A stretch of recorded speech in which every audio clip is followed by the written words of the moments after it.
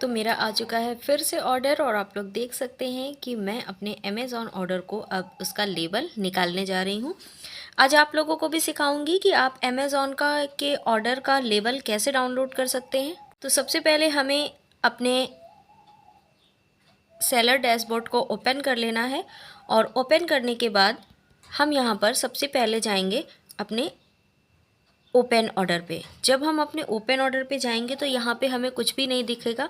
फिर हम बैक आ जाएंगे और बैक पर जाने के बाद हम अपने यूनिट्स ऑर्डर पर जाएंगे और यूनिट्स ऑर्डर पर जाने के बाद जो दो मेरे ऑर्डर जिनका मैंने लेबल निकाल लिया है ऑलरेडी, उसके लिए लिखा हुआ है ट्रैक ऑर्डर और जिसका मुझे लेबल निकालना है उसके लिए लिखा हुआ है शेड्यूल पिकअप। तो हम सबसे पहले शेड्यूल पिकअप पे जाएंगे और शेड्यूल पिकअप पे जाने के बाद कुछ इस तरीके का इंटरफेस ओपन होकर बाहर आएगा।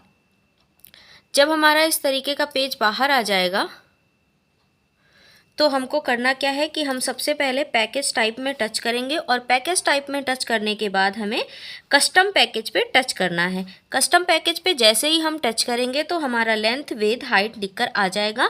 यहाँ पर हमें अपने प्रोडक्ट की लेंथ विड्थ हाइट फिल करनी है, तो मैं फिल कर लेती हूँ फटाफट से।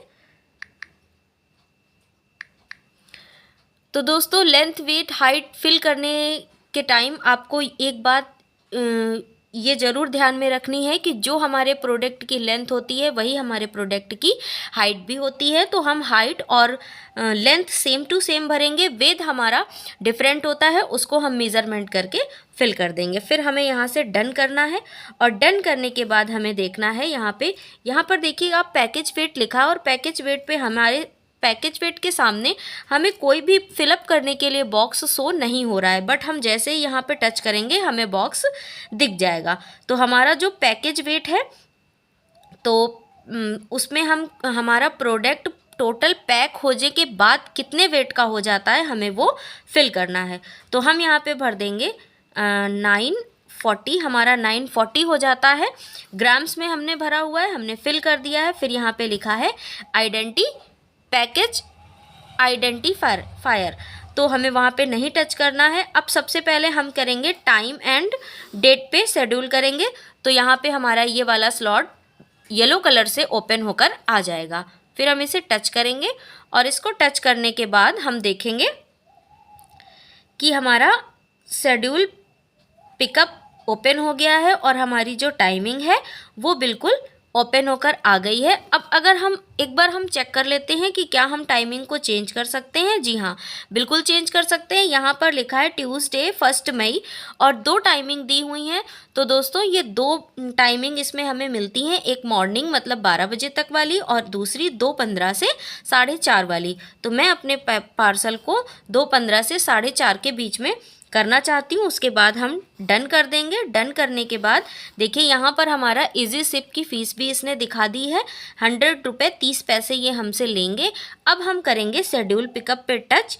जैसे ही हम शेड्यूल पिकअप पे टच करेंगे तो फ्रेंड्स हमारा इस तरीके का ये आ जाएगा। सबसे पहला ऑप्शन है हमारा शिपिंग लेबल प्लस इनवॉइस, दूसरा है शिपिंग लेबल और तीसरा है इनवॉइस। तो हमें अलग अलग नहीं निकालना है। अगर हम चाहें तो अपने डाटा के लिए अलग अलग इसको निकाल कर अपने पास स्टोर करके रख सकते हैं, बट हमें पार्सल कुरियर में लगाने के लिए प्रिंट एंड शेयर हम दोनों शिपिंग लेबल और इनवॉइस को एक साथ ही प्रिंट कर लेते हैं। प्रिंट करने के बाद नीचे देखिए व्हाट्सअप का ऑप्शन आ जाता है। फिर हम इसे जिसके पास भी भेजना चाहें भेज सकते हैं। ये मैंने व्हाट्सअप कर लिया है। अब मैं इसे किसी भी कैफ़े के थ्रू इसको प्रिंट करके निकलवा लूँगी और अपने पार्सल को रेडी करके पैक करके आप इसे डिस्पैच कर सकते हैं। तो ये था पूरा प्रोसेस। आप अमेज़ॉन का लेबल डाउनलोड कर सकते हैं इस तरीके से। तो अगर आपको वीडियो अच्छा लगा हो तो वीडियो को लाइक कर दीजिएगा,